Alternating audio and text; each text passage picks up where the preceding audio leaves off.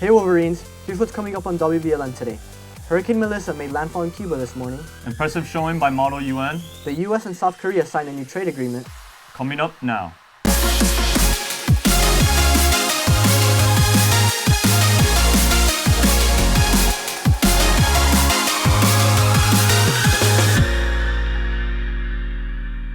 What's up Wolverines? I'm Matias Murde. And I'm Bauti Burns. Here's your news for today.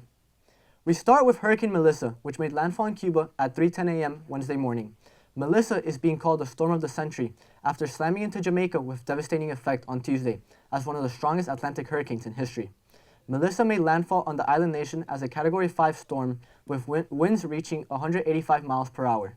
The massive scale of destruction quickly became clear, with extensive damage reported across southwestern Jamaica. Schools, homes, and hospitals were all affected, and hundreds of thousands of people were left without power. After tearing across Jamaica, Melissa barreled over the Caribbean toward Cuba. More than 735,000 people were evacuated as residents and officials spent days preparing for impact. Hurricane Melissa made landfall in Cuba this morning, slamming into the island as an extremely dangerous Category 3 storm, with sustained winds of 120 miles per hour. The hurricane has since been downgraded to a Category 2, with top winds near 105 miles per hour. But water is expected to be the biggest threat. Storm surge on Cuba's southeast coast could reach up to 12 feet, and the mountain regions could see more than 2 feet of rain, triggering flash flooding and landslides. Elizabeth Connaughton of Agora Design and Development led to the final session of ICAA's New Heights Design and Architecture student program today. Students got hand-on experience practicing still-life architecture, drawing, and learning professional techniques from Connaughton. Students say the program helped them understand the design process, improve their drawing skills, and see what it takes to create architecture in the real world. The final session wraps up weeks of learning, inspiring the next generation of designers and architects. Belen Jesuit had an impressive showing at their latest Model UN competition. Led by senior Matthew Carrasco, the team earned the Best Small Delegation Award, with key contributions from independent delegates, sophomore Amanda Alfonso and junior Maximo Anderson, who joined our delegation. Students represented their topics with skills negotiating viable solutions and making their schools proud. Individual honors included Miguel Chamorro, Crisis Committee on the Cuban Missile Crisis, Amanda Alfonso in the Security Council for France, and Maximo Anderson in the Crisis Committee as Dr. Stephen Strange, all receiving honorable delegate awards. Congratulations to the team, and thank you for supporting their academic excellence. The United States and South Korea have come to terms on a major economic matter. President Donald Trump made the announcement Wednesday morning, an event hosted by President Lee Jae-myung.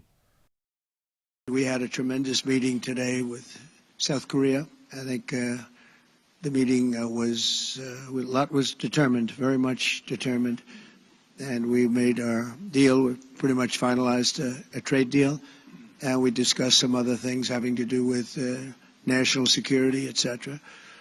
And I think we came to a conclusion on a lot of very important items. The agreement includes $350 billion worth of investment from South Korea. A top aide to South Korea's president says $200 billion will be given in cash over years, and the remaining $150 billion will come through shipbuilding, cooperation led by South Korean companies.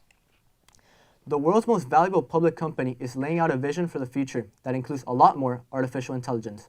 NVIDIA CDO Jensen Huang spoke about making its technology central to everyday life at a conference in Washington, D.C. on Tuesday. The company is already in the world leader in the chips that are key to powering data centers.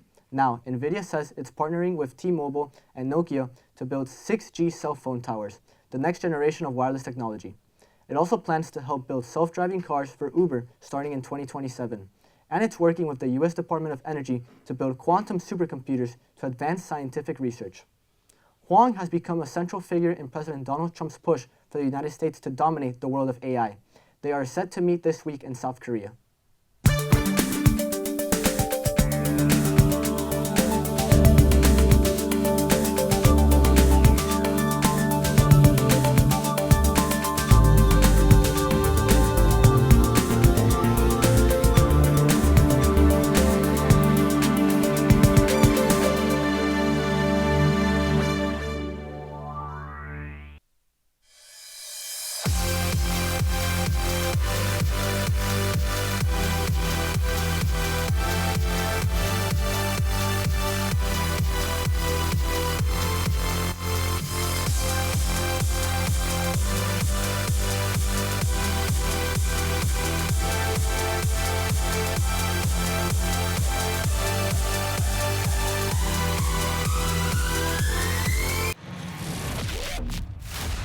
What's up, guys? I'm Gia Karate, and here are your sports for today.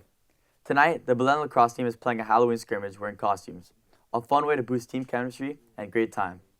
The varsity soccer team travels to Key West to take on the Conks at 3 p.m. We wish them good luck in their game and safe travels. Now let's get to national sports.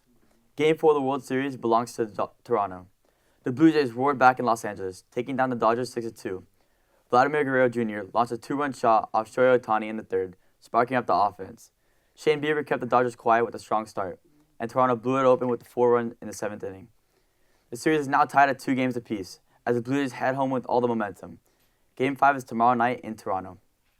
Last night in the Kaseya Center, the Heat blasted the Hornets 144-117. Jaime Jaquez Jr. came off the bench and dropped 28 points, 20 of them in the first half, as Miami shot an efficient 54.2% from the field. Bam Adebayo added 26 points and Andrew Wiggins contributed 21, as the Heat dominated from start to finish. For the Hornets, LaMelo Ball had 20 points, 9 assists, and 8 rebounds, but he went cold late and couldn't close the gap. Miami's bench exploded, outscoring Charlotte's reserves and helping pull away in the third and fourth quarters. The Heat moved to 3-1 on the season and head into the next game with dominance. The Ducks edged out the Panthers 3-2 in a shootout. Anaheim got on the board with a short-handed goal from Leo Carlson and a power play strike by Cutter Gauthier to take a 2-0 lead. Florida fought back late. Anton Lundell scored with 8 minutes and 48 seconds to play, and Sam Reinhart tipped one home with 3 minutes and 6 seconds left in regulation to force overtime. In the shootout, Anaheim's Mason McTavish and Troy Terry connected for goals, and goalie Lucas Stahl stopped 2 out of 3 to clinch it. The Panthers, missing key forwards including Brad Marchand due to personal reasons, saw their home record go to 4-1-1. Florida looks to bounce back at home. That's all for sports for today. Now back to the guys at the desk. Thank you, Gia. Once Halloween is over, it will be time to celebrate Dia de los Muertos, or Day of the Dead. It's a deeply cherished Mexican holiday that's becoming increasingly popular in the U.S. It honors the memories of loved ones who have passed and welcomes their spirits to visit. Family members usually set up ofrendas, or altars, for the deceased family members. The altars are typically decorated with colorful marigold flowers, candles, and the favorite foods and drinks of the dead. Instead of mourning, stories are told, and sometimes music is played, resembling a party.